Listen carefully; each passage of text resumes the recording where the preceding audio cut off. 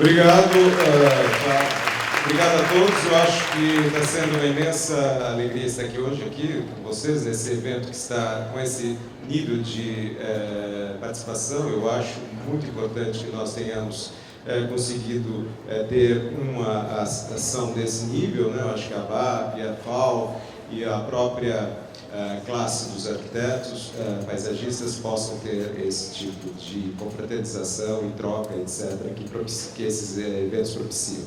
Bem, hoje, quando eu fui convidado para falar, eu tive, na verdade, a ideia de trazer para nós, justamente, uma fala muito rápida, a gente vai estar aqui falando no máximo por 20 minutinhos, mas, no fundo, o que eu queria era colocar uma série de questões e pontos para que nós possamos ir pensando nisso hoje, amanhã, mas talvez por mais tempo, e que possamos vendo isso como uma espécie de crescimento da nossa área de atuação enquanto projetistas das paisagens, como os profissionais que entendem a diversidade e amplitude dos meios que nós temos para projetar e como nós podemos transformar isso em projetos, em intervenções, em tempos que justamente as paisagens, por serem fenômenos vivos, eles têm uma evolução e nós estamos apenas dando uma contribuição pequena que seja, mas num processo que a gente imagina muito maior que o nosso.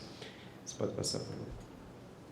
Evidentemente, quando a gente vai falar disso, a gente nunca diz que descobriu a roda, porque isso já existe há muito tempo. Na verdade, eu me lembro até do último congresso, dos últimos, aquele que teve no Rio de Janeiro, do congresso da IFLA, aqui em São Paulo, no Rio de Janeiro, em que, por Charles Waldheim, perguntaram se ele não estava dando nomes novos a coisas velhas. Ele respondeu, não, o pior é se a gente der nomes velhos a coisas novas. Então, no fundo, nós estamos sempre fazendo coisas em cima do que os outros passaram, começaram, porque como as paisagens, as nossas áreas de conhecimento, de desenvolvimento profissional, científico, etc., e são sempre calgadas em cima de alguma coisa que outros já fizeram. Então, nós nunca começamos do zero, nós nunca inventamos nada, mas nós temos a capacidade e o dever até de associar coisas para tentar dar outras possibilidades, tentar testar outras ideias e outras hipóteses. Então, essa ideia aquela imagenzinha que passou do Emerald Necklace, do Olmsted, é só para mostrar que aquilo que a gente vai comentar agora sobre a paisagem no seu papel infraestrutural, nas funções que a paisagem pode ter e do papel que ela pode assumir agora como uma grande ferramenta de transformação das nossas cidades e regiões, está calcada no entendimento que já vem de muito tempo, que vem de uma evolução que, se a gente for pegar os chineses, vem desde o primeiro imperador deles.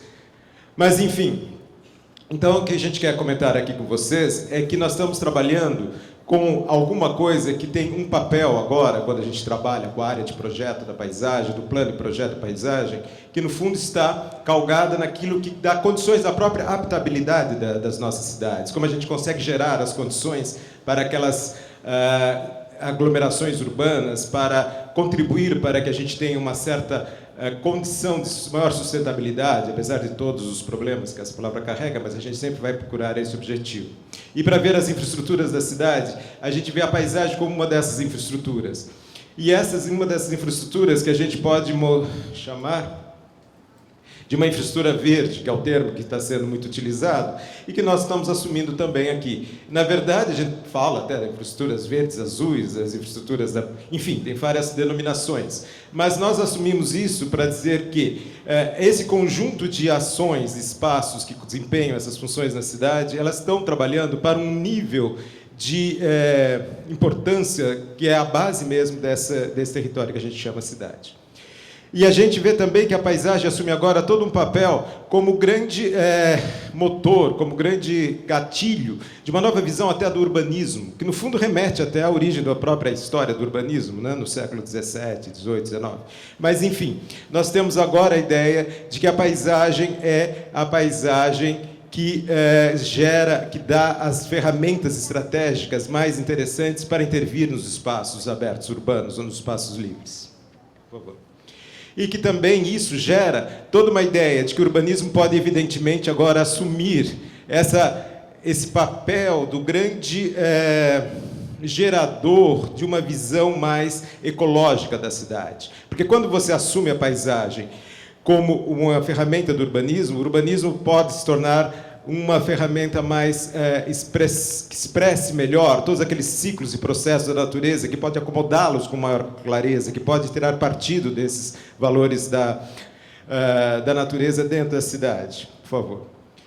E isso está calcado em toda aquela visão de serviços ecossistêmicos, que é isso que também que a gente conhece, e que está cada vez mais sendo objeto de mesurações, de monitoramento, de como você avalia o papel desses serviços, que podem ser vários, que podem ser referentes ao clima, né? Que a gente comenta muito hoje sobre as condições de conforto, das previsões de mudanças climáticas, etc. E como você pode, de uma certa maneira, ter todos esses serviços prestados pelas paisagens, pelos espaços abertos urbanos, pelos edifícios agregados, enfim, por toda a estrutura, e essa infraestrutura verde que eu estava comentando, que pode muito bem chegar a uma série de serviços voltados, por exemplo, ao controle climático, à condição de você aumentar a resiliência da cidade frente justamente a essas mudanças todas, essas imprevisibilidades que nós estamos tendo que nos acomodar e cada vez prever melhor.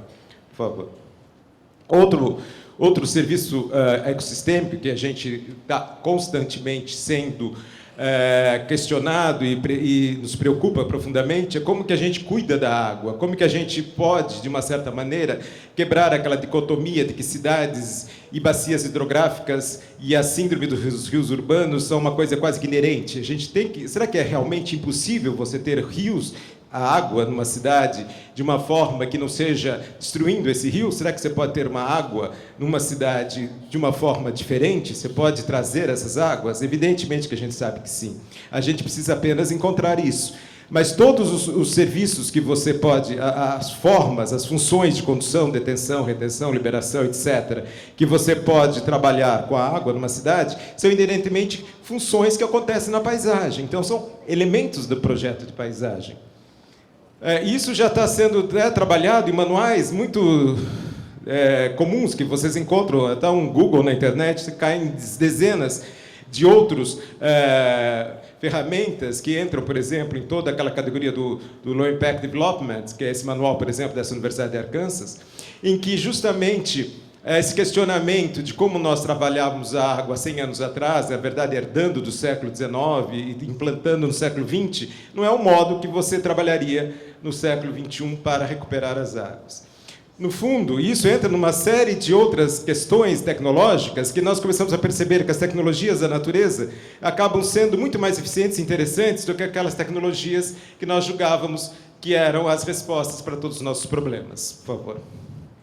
E, evidentemente, falando que é só da água um pouquinho rapidamente, todo esse conceito de como a interferência que nós fazemos no ciclo hidrológico acaba sendo, por favor, objeto de todo um conjunto de ações, por favor, que vão nas várias escalas, né, que você pode ir desde a escala de um setor urbano, de uma bacia que seja, a uma rua até um lote. E é tudo espaços que nós nunca imaginamos. Porque quando a gente faz um projeto paisagístico, a gente nem sempre está trabalhando o desenho de uma cidade, mas você está trabalhando o desenho de um lote, provavelmente. Mas naquele lote, você começa a influenciar todo faz como é que fala? Um feedback, faz um retorno para todos os problemas na escala maior. Por favor. E, no fundo, isso acaba sendo ferramentas que nossos projetos de paisagem estão oferecendo para todos. E se a gente pega um volume de reservação que você precisa ter numa bacia hidrográfica, graças àquela interferência que nós fizemos, nós precisamos segurar as águas agora por um tempo para ela passar por ali, ela pode ser vista, simploriamente, como um grande piscinão, ou ela pode ser vista como parte de um sistema de espaços abertos. Então, você tem todo um conjunto de ferramentas que são colocadas para o projeto da paisagem que se tornam muito mais eficientes. Quer dizer, nós temos, na verdade, nas mãos, quem projeta a paisagem, um conjunto de respostas que a sociedade está pedindo ansiosamente para nós. Outro aspecto que nós nunca esquecemos dos serviços ecossistêmicos é que é o solo, a base de tudo, né? Quem planta sabe disso. Você só consegue ter vegetação e água, etc., se você tem uma base legal, um solo bom. Evidentemente que os solos variam, e nas cidades os solos foram totalmente estragados, eles sofreram cortes, aterros, etc. Então você não tem mais solos razoáveis, é muito difícil, não tem áreas já conservadas. Mas como você faz para de uma certa forma, recuperar e trazer essa base. Também é todo um conjunto de projetos que nós podemos fazer. As plantas, então, que é o grande conjunto de elementos que, no fundo, são meio que levados como quase que diretamente como trabalho do paisagista, no fundo, elas também fazem parte de todo um conjunto de ações que elas estruturam e dão condições para que a gente possa cultivar uma floresta urbana dentro de uma cidade, que a gente possa ter todas as questões de produção que foram trazidas aqui na conferência anterior, e isso tudo faz parte de um conjunto de ações que nós temos também algo fundamental, que, no fundo, quando a gente começa a ver, por exemplo, na parte da arquitetura de edificações, todo aquele conjunto de pesquisas que levam para projetos generativos ou materiais autorreparadores que estão se desenvolvendo em áreas de materiais, etc., nós já trabalhamos sempre com materiais autorregeneradores, nós trabalhamos sempre com projetos que são regenerativos, nós já sabemos e trabalhamos e envolvemos que nós não precisamos ficar preocupados. Nós temos as ferramentas dos testes de bilhões de anos da vida desse planeta nas nossas mãos para a gente aproveitar se a gente quiser. Seguindo. Todos os outros animais que compartilham o ambiente conosco também fazem parte dos nossos objetos, porque nós sabemos que algumas plantas só se multiplicam, a polinização, todo o conjunto de propagação de espécies vegetais está associado à fauna, e se nós não pudermos conseguir espaço também para as outras espécies nos nossos ambientes, nós estaremos não só nos empobrecendo culturalmente, etc., como nós também estaremos impedindo uma paisagem mais resiliente. Seguindo. Outro aspecto que também é uma dessas funções ecossistêmicas que os nossos projetos têm que atender é referente à mobilidade. Como que nós circulamos? Como nós fazemos para usar a cidade? Nós caímos naquela armadilha de nos estar voltados para o transporte sobre pneus. Esquecemos que nós andamos na cidade, e nós esquecemos que nós precisamos circular nos nossos espaços. Nós esquecemos que nós temos que usar a cidade novamente para as pessoas. Nós não somos escravos de um outro sistema que nos expulsou e nos tornou quase que secundários em relação ao espaço público urbano. Então, nós temos que reconquistar. E o espaço do projeto paisagístico é aquele que consegue compartilhar, arranjar formas de trazer essa nova compartilharmos esse espaço público urbano. São os projetos, nossos projetos, que vão conseguir ganhar novamente o espaço da cidade. Nós temos também todo aquele lado da saúde pública, né? Evidente que nós sabemos já, as pesquisas mostram na Faculdade de Medicina, em outras áreas, colegas que dizem quantos anos a mais você ganha de vida se você morar do lado de um parque, quantos anos a mais de vida você ganha, que saúde mental você tem de poder ter de frente à sua casa alguma árvore, alguma coisa assim. Quer dizer, toda a parte de sociabilidade, de organização da própria vida urbana está associada a você ter um projeto decente do espaço da sua rua, do seu parque, da sua cidade. E isso é parte do nosso projeto também. Seguindo. Todo o lado anterior, que nós já...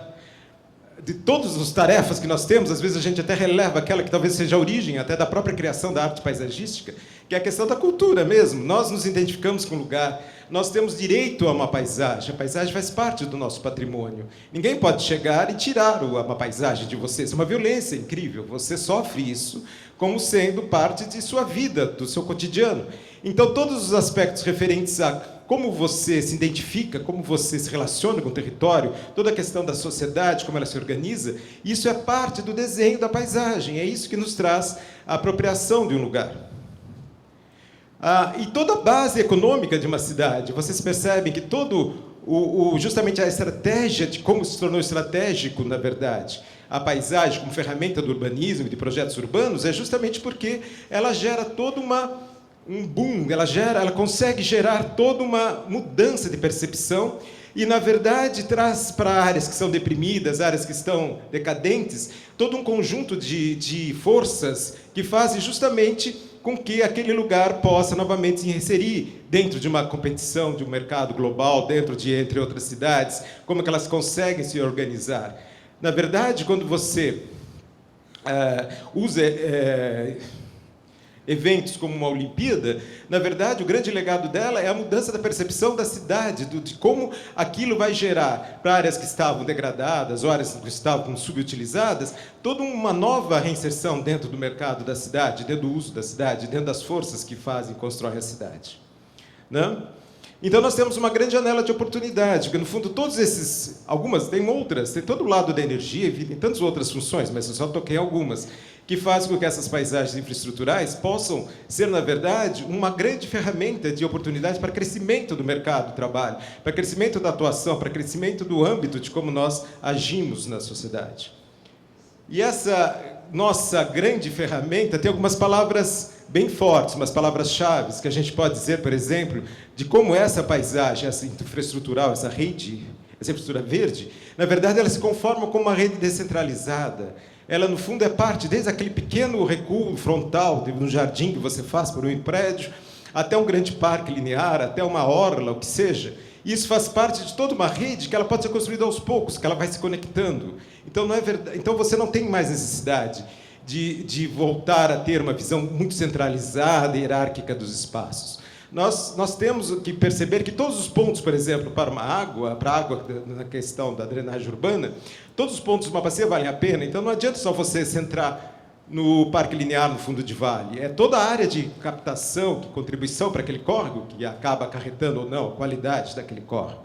Então não adianta você pensar que você tem que ter uma hierarquização. Antigamente, nos anos 60, 50, pós-guerra, nós tínhamos toda uma hierarquia de parques, dos metropolitanos aos locais, etc.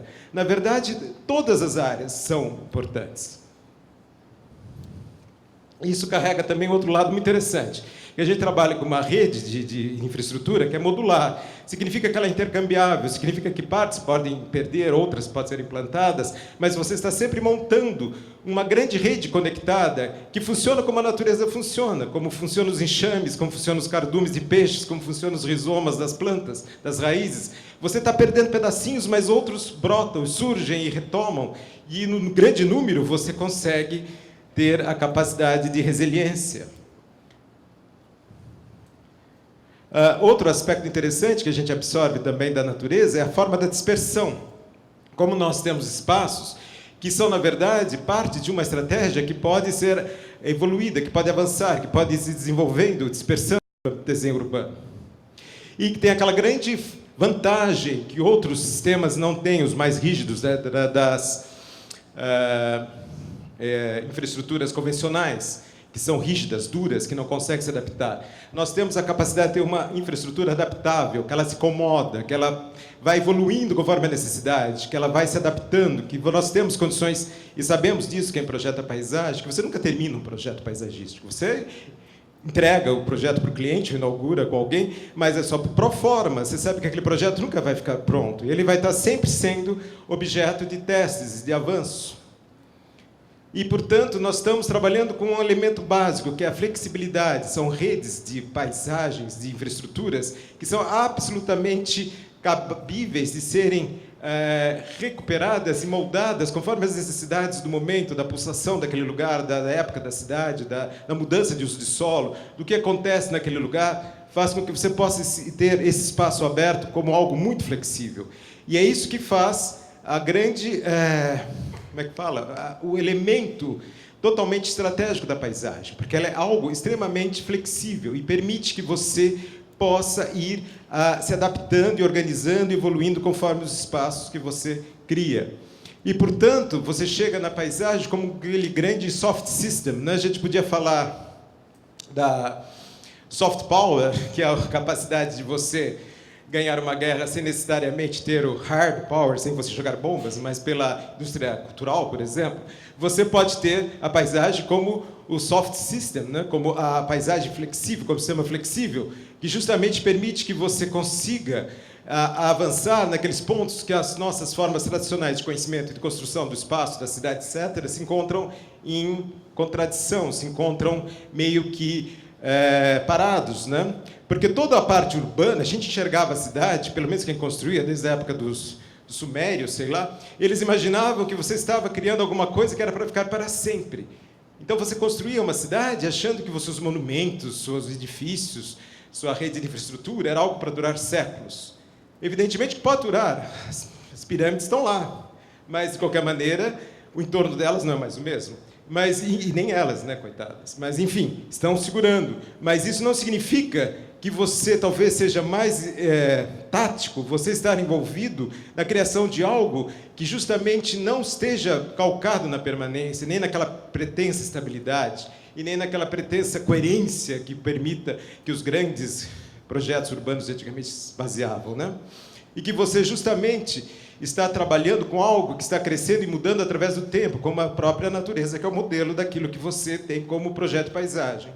E que você, na verdade, tenha as condições, assim, de lidar com elementos e processos que não são totalmente controláveis, porque, no fundo, nós estamos trabalhando em sistemas tão complexos que a pretensão nossa é dizer que nós sabemos exatamente o que vai acontecer, o que vai ficar, o que vai resultar no final daquilo lá. Nós nem sabemos como vai estar a sociedade daqui a um tempo, como vão ser as forças, o governo, as condições econômicas, ambientais, etc. E como que você pode querer pretender dizer que você sabe como vai ser daqui 10, 15, 20, 50 anos e que sua paisagem vai responder exatamente aquilo que você imagina 10, 15, 50 anos daqui. Então, na verdade, você não tem como lidar com isso de uma forma tão determinista, e é por isso que as áreas são assim. E alguns exemplos disso, e são fotos recentes. Só para mostrar, por exemplo, aqui não sei se dá para ver direito, mas a chegada de um sedimento carreado por uma galeria de água convencional num córrego aqui em São Paulo. E uma outra área que foi feita de uma certa maneira para conduzir as águas e que permite que até um cachorro possa beber água ali sem maiores problemas. Então você tem, na verdade, questões muito simples de como você começa a quebrar essa carapaça da cidade, essa forma rígida e dura de como é o desenho urbano da cidade. E nós temos, então, algumas estratégias que a gente podia imaginar, calcando na diversidade, mas não só na biodiversidade, na sociodiversidade também. Como isso são organizações de redes para a conectividade. Como nós podemos planejar o projeto através daquela multifuncionalidade. Quer dizer, hoje em dia, projetar um espaço na cidade prevendo uma única função é um desperdício. Na verdade, o espaço hoje é uma coisa muito disputada numa cidade, o espaço livre. E você precisa, no mínimo, ter camadas de usos que se sobreponham, né? E toda aquela questão da modularização e do projeto que se adapte através do tempo. E outro exemplo de coisas que acontecem. Aqui, isso é uma praça em São Paulo que teve uma intervenção e se recupera um trecho de um cerrado que houve um dia em São Paulo. Só para mostrar que nós estamos ainda essas imagens. Posso seguir adiante?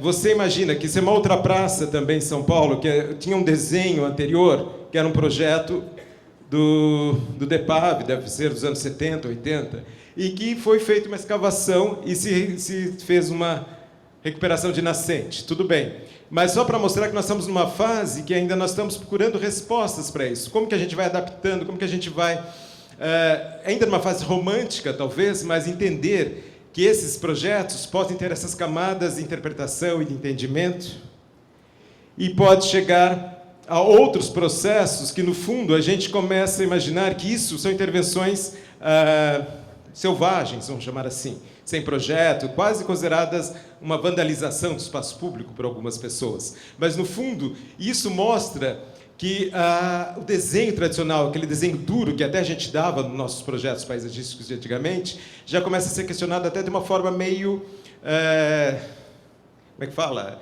Guerrilheira, de uma certa maneira. E que a gente precisa ver como traz isso para nós.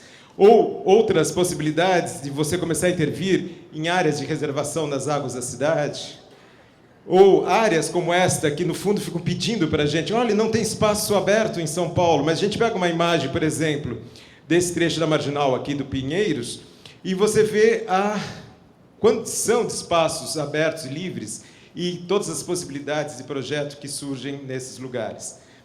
Ou, por exemplo, um exemplo de umas simulações foram feitas em torno do Mercado Municipal de São Paulo para um programa de TV.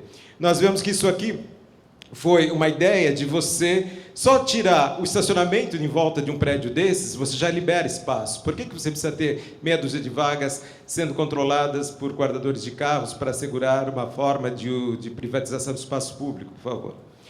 E essa é a Rua da Cantareira, em frente ao Mercadão aqui de São Paulo. Às vezes, só um plantio de árvore, só uma liberação, só uma possibilidade de intervenção muito simples já permite uma outra forma de apropriação de um espaço desses, né?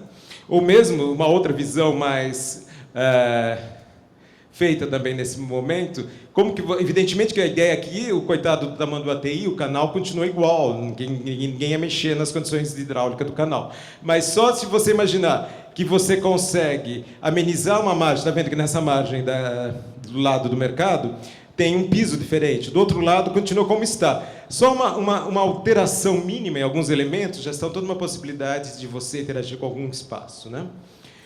E uma outra ideia, quando a gente fala, por exemplo, aqui a professora Sueli Furlan, anteontem lá em Ribeirão Preto, nós estávamos fazendo uma visita justamente para imaginar como que o plano ambiental da USP vai exigir que cada um dos seus campi tenha um plano ambiental. E esse campus de lá de Ribeirão Preto tem uma floresta que foi plantada e que foi queimada 3 vezes, né, seguido.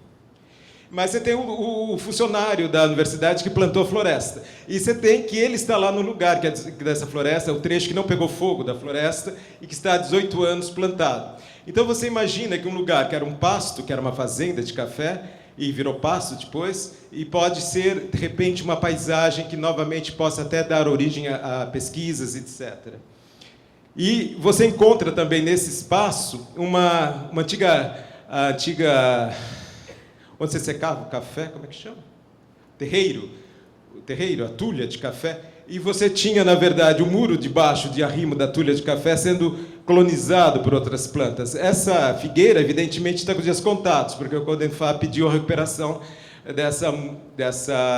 desse muro de arrimo, que vocês percebem que é com pedra em junta seca.